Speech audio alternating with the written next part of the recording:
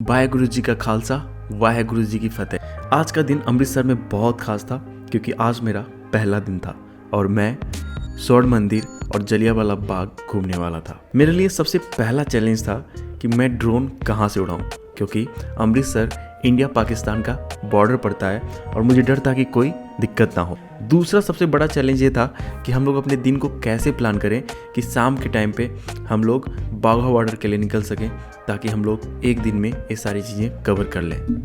सुबह मैं सबसे पहले होटल की छत पर गया और देखा कि क्या वहाँ से ड्रोन उड़ाया जा सकता है। सब कुछ सही लग रहा था, सिवाय कि आसपास 3-4 पतंग उड़ रही थी और थोड़ा सा डर ये था कि कहीं उनके धागों में ड्रोन फंस ना जाए। मैंने ड्रोन शॉट्स प्लान किए, पतंग से बचते हुए ड्रोन को उड़ाना स्टार्ट किया। तभी सब कुछ सही चल रहा था, मैंने अच्छे से शॉट्स लेना स्टार्ट किए। वहाँ से गुरुद्वारा भी दिखाई दे रहा था, तो हल्का सा शॉट गुरुद्वारा का भी आया। अचानक से बहुत सारी चिड़ियों का झुंड आता है और जस्ट ड्रोन के आसपास वो उड़ने लगते हैं, जैसे कि मतलब वो चाहते हो कि उस पर अटैक करना। और जस्ट मैं जल्दी से डर के अपना ड्रोन नीचे उतार लेता हूँ और साथ में मैं मिथिलेश को लेके गया था, ताकि अगर कहीं ड्रोन गिरता है या कोई और रीजन की वजह से कुछ इशू आता है, क्योंकि जब हम ड्रोन उड़ाते हैं तो हमारा ध्यान बिल्कुल उड़ाने पे होता है और ये ज़रूरी हो जाता है कि कोई हमारे ड्रोन को देखे कि कहीं वो गिरता है, कहाँ पे गिरता है, तो ये बहुत ज़्यादा इम्पोर्टेंट रहता है। सुबह के 9 बजे हम लोग निकलते हैं स्वर्ण मंदिर की ओर। रास्ते में ही हमें एक रेस्टोरेंट मिलता है छोले कुलचे का। ये हमने मंगाया है आलू कुलचा। तो अभी ये कुलचा थोड़ा सा दिल्ली वाले कुलचे से अलग, इसमें आप देख सकते हो मिक्स कुलचा, प्याज वगैरह भी है, चटनी, यहाँ पे छोले। और अभी ये दूसरा आइटम है, इसे पनीर कुलचा बोलते हैं।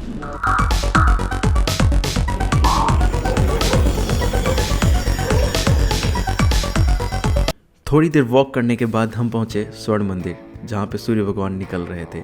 आसपास की दुकानें खुल रही थीं और स्वर्ण मंदिर, सूर्य भगवान की किरणें यहाँ पे एक दिव्य दृश्य बना रही थी। अभी मैं यहाँ बैठ के टाइम लैप्स शूट कर रहा हूँ। हमने स्वर्ण मंदिर के साथ कुछ फ़ोटो क्लिक किए। बाहर ही बहुत खूबसूरत सा फव्वारा था, उसके साथ भी कुछ फ़ोटो क्लिक किए। और फ़ोटो क्लिक करने के बाद जस्ट हमने डिसाइड किया कि चलो अंदर चलते हैं और अंदर देखते हैं और दर्शन करते हैं। वाहेगुरु जी खालसा, वाहेगुरु जी की फतेह। तो ये है स्कार्फ, ये टेम्पल के जस्ट बाहर आपको 20 रुपीज़ में मिलता है और यहाँ पे आप फ्री में लेके अंदर जा सकते हो। बेसिकली गुरुद्वारे में आपको इसको बांध के ही जाना होता है अंदर। मिथिलेश सूट जमा करने चला गया और मैं बैग जमा करने। आप छोटे पर्स लेके जा सकते हैं, बड़े पर्स ले जाना अलाउ नहीं है। एक मिसअंडरस्टैंडिंग हुई थी, जो पता नहीं मुझे बताना चाहिए कि नहीं बताना चाहिए, बट मैं सरदार लोगों की बहुत इज्जत करता हूँ। मैंने ज़्यादातर फिल्मों में ही देखे, बहुत इमोशनल होते हैं, बहुत अच्छे होते हैं और गलत चीज़ों पे बहुत गुस्से वाले होते हैं। तो जस्ट मेरे साथ भी कुछ छोटा सा इंसिडेंट हुआ। बैग अंदर एक सरदार जी को दे रहा था।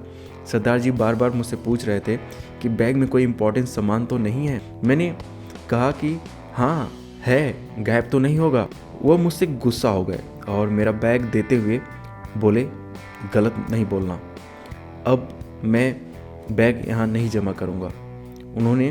उन्हें लगा कि मैंने ऐसा कुछ बोल दिया कि कहीं वो सामान तो गायब नहीं कर देंगे। मैंने उनसे रिक्वेस्ट किया कि मेरा ऐसा कोई इंटेंशन नहीं था। एक दूसरे सीनियर सरदार जी आए और उन्होंने मुझसे पूछा क्या हुआ था। मैंने सब कुछ बताया और मैंने उनसे भी रिक्वेस्ट की कि प्लीज़ मेरा सामान जमा कर लीजिए। उन्होंने कहा कि आपके बैग में इंपॉर्टेंट सामान क्या है। मैंने बताया कि मेरे बैग में मेरा कैमरा है। तो उन्होंने बोला कि ठीक है, तो आप अपना सामान, अपने बैग से कैमरा है उसे निकाल लीजिए, उसे अंदर लेके जा सकते हैं, कोई दिक्कत नहीं है।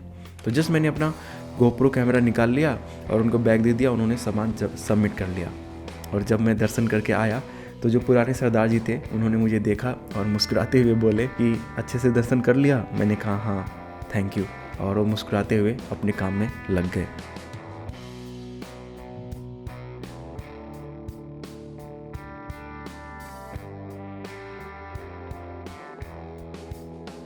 स्वर्ण मंदिर सिखों के चौथे गुरु श्री रामदास जी से जुड़ा हुआ है। ऐसा बताते हैं कि राम के दोनों पुत्र लव और कुश इस सरोवर के पास विद्या ग्रहण करने के लिए आते थे। इस सरोवर का जल काफ़ी पवित्र माना जाता है, जिसमें कि रोगी के सारे रोग दूर हो जाते थे। सन 1574 ईस्वी में अमृतसर की स्टार्टिंग हुई। रामदास जी ने इस सरोवर के पास में डेरा डाला और भक्तों की काफ़ी भीड़ जमा होने लगी। गुरु ने सरोवर और उसके आसपास की ज़मीन को खरीद लिया और भक्तों ने इस सरोवर को एक बड़ा सरोवर खोद के बना दिया। इस जगह को गुरु का महल या बस्ती रामदास बोला जाता था। इसका जल जो था काफ़ी पवित्र था और ऐसा मानते थे कि ये अमृत के समान है, अमृत के तुल्य है। इसकी वजह से इस शहर का नाम अमृत शहर रख दिया गया। गुरु चाहते थे कि यहाँ पे एक मंदिर बनवाना, लेकिन दुर्भाग्यवश 2 साल के बाद श्री रामदास जी का देहावसान हो गया। उनके पुत्र अर्जुन देव जी ने सन 1601 में मंदिर का निर्माण कार्य पूरा किया। यहाँ पे पवित्र गुरु ग्रंथ साहब जी को विराजमान किया गया। पंजाब के महाराजा रणजीत सिंह ने मंदिर के निचले सतह में संगमरमर लगवा दिया। शेष भाग में पहले तांबे से बनवा के उस पर शुद्ध सोने को चढ़वा दिया। ऐसा बताते हैं तकरीबन 400 किलो सोने का इस्तेमाल किया गया है। तभी से इस मंदिर को स्वर्ण मंदिर के नाम से जाना जाता है।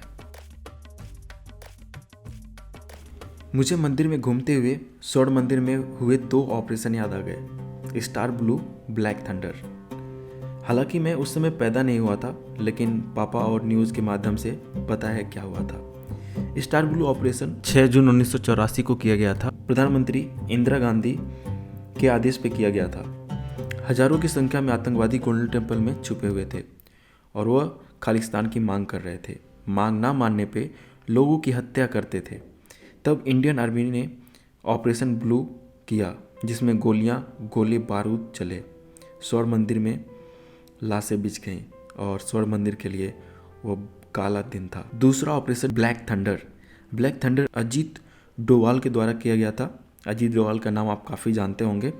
गवर्नमेंट का मानना था कि अभी भी आतंकवादी वहाँ पे छुपे हुए हैं, तो अजीत डोवाल वहाँ पे पाकिस्तानी बनके सारे आतंकवादियों का पर्दाफाश किया। स्वर्ण मंदिर में लंगर खाने के बाद हम लोग निकल गए जलियांवाला बाग के लिए। जलियांवाला बाग स्वर्ण मंदिर से तकरीबन 300 से 400 मीटर दूरी पे पड़ता है।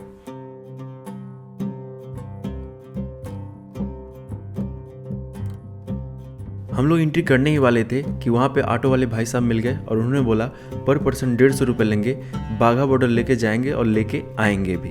तो जस्ट उन्होंने 1 बजे का टाइम दिया और उन्होंने बोला कि 1 बजे तक आप लोग यहाँ पे आ जाइए। तब तक हमने सोचा कि चलो तब तक घूम लेते हैं जलियांवाला बाग।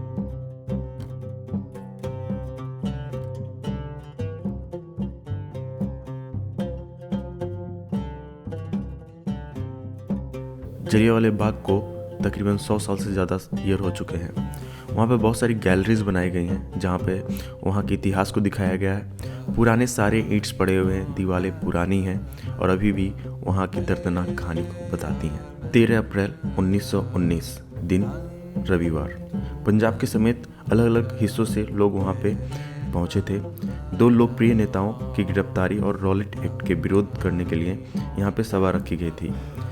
लोग स्वर्ण मंदिर का दर्शन करने के बाद धीरे धीरे यहाँ पे जमा हो रहे थे।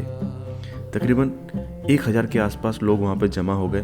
तभी ब्रिगेडियर जनरल डायर को मालूम पड़ा और वो गुस्से से तिलमिलाते हुए, रतन देवी जी उस रात अपने पति को ढूंढते हुए वहाँ पहुँची थी। उन्होंने अपना बयान दिया है। वो कहती हैं, मैं बाग में लोगों के रिश्तेदारों की तलाश में देखा, मैंने पूरी रात वहीं गुजारी। जो मैंने महसूस किया उसका वर्णन करने के लिए मेरे लिए असंभव है। लाशों के ढेर, कुछ आधे तो कुछ पीठ के बल जहाँ तहाँ पड़े थे। कई लाशें मासूम बच्चों की थीं। वो भयावह दृश्य मैं कभी नहीं भूल सकती। पूरी रात उस सुनसान जंगल में मैं अकेली थी। कुत्तों के भौंकने और गधों के रेंकने के अलावा कोई आवाज़ सुनाई नहीं देती। उन लाशों के बीच रोते और खोजते कसते मैंने पूरी रात गुजार दी और कुछ मैं नहीं कह सकती। उस रात में जो मैंने देखा, मैंने महसूस किया, वो बस मैं और मेरा ईश्वर जानते हैं। बिना वार्निंग के एक शब्द फायर बोला। हजारों लोग मारे गए। लोग बाग में एक कुएं में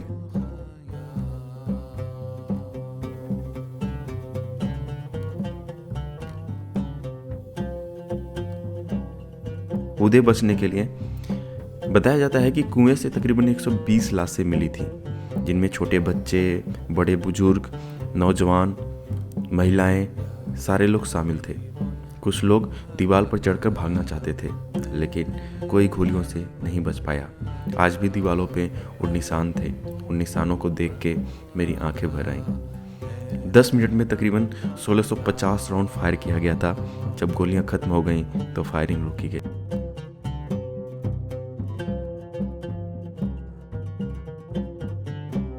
जलियांवाला बाग के पीछे दो लोग गुनहगार थे। पहला ब्रिगेडियर जनरल रेजिनॉल्ड डायर और दूसरा लेफ्टिनेंट माइकल डायर।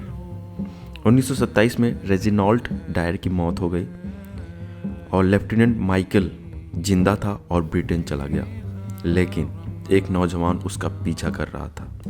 21 साल के बाद उस नौजवान ने एक भरी सभा में माइकल डायर को मारकर जलियांवाला बाग का बदला लिया। उस नौजवान का नाम था उधम सिंह। इसके ऊपर विकी कौशल की एक मूवी भी है, आप उस मूवी को देख सकते हैं। पूरी कहानी को दिखाया गया है। उधम सिंह को सलाम करता हूँ। बेसिकली एक बड़ा सा पार्क है, वहाँ से एंट्री होती है और जस्ट पूरा सराउंडिंग से घूमने के बाद ये सेंटर में बना हुआ है, एक फ्लेम की तरह दिखाई देता है। यहाँ भी बुलेट मार्क्स है।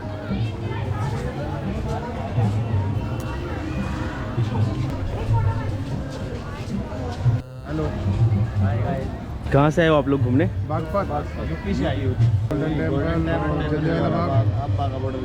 अच्छा, चलो हम लोग भी बाघा बॉर्डर चल रहे हैं। चलो, thanks for coming in blog. हम लोग घूम चुके थे जलियांवाला बाग और जस्ट हमने टाइम दिया था 1 बजे का, तो जस्ट 12:30 बजे तक हम लोग फ्री हो गए थे। तो हमने डिसाइड किया कि चलो थोड़ा मार्केट घूमते हैं। और यहाँ पे एक एरिया हमको दिख रहा था जो ब्लैक में कुछ लिखे हुए थे लोग, वहाँ लोगों के टैक्स, जो मुझे समझ नहीं आ रहा था क्या है, बट हाँ अच्छा था, अच्छा लिखा हुआ था। ऊपर कीलें लगी हुई हैं। तो this is the exit of Jallianwala Bagh. अभी हम लोग लस्सी ट्राई करने जा रहे हैं अमृतसर में।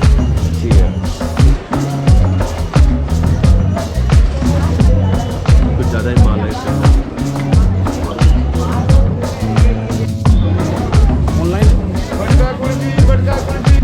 पूरा भंडार है, वो भी जूतियों के, गर्ल्स जूती, मॉल अमृतसर।